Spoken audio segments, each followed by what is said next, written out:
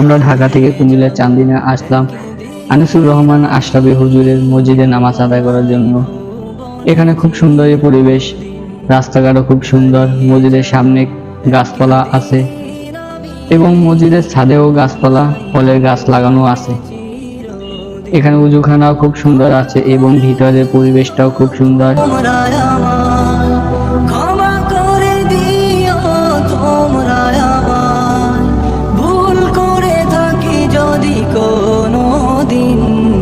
হারিয়ে যাব একদিন আমি, রব নাই ভুবনে চিরদিন।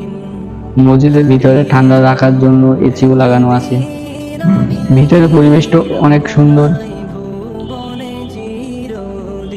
আমরা এসেছিলাম হুজুরের সাথে সাক্ষাতে এবং নামাজ আদায় করতে, কিন্তু হুজুরে হজ করতে গেছে এটা আমরা জানতাম না। এসে হুজুরে আমরা পাইনি, কিন্তু তারপরও আমরা নামাজ আদায় করে খুব আনন্দই লেগেছে।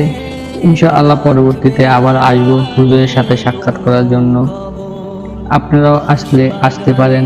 আনিসুর রহমান আশরাফি খুব সুন্দর হুজুরে বয়ান করে, তাই তার বয়ান শোনার জন্য আমরা এসেছিলাম, কিন্তু হুজুরে হজে গেছে তা আমরা জানতাম না। ইনশাআল্লাহ আবার পরবর্তীতে আসবো হুজুরের সরাসরি দেখায় এবং বয়ান শোনার জন্য।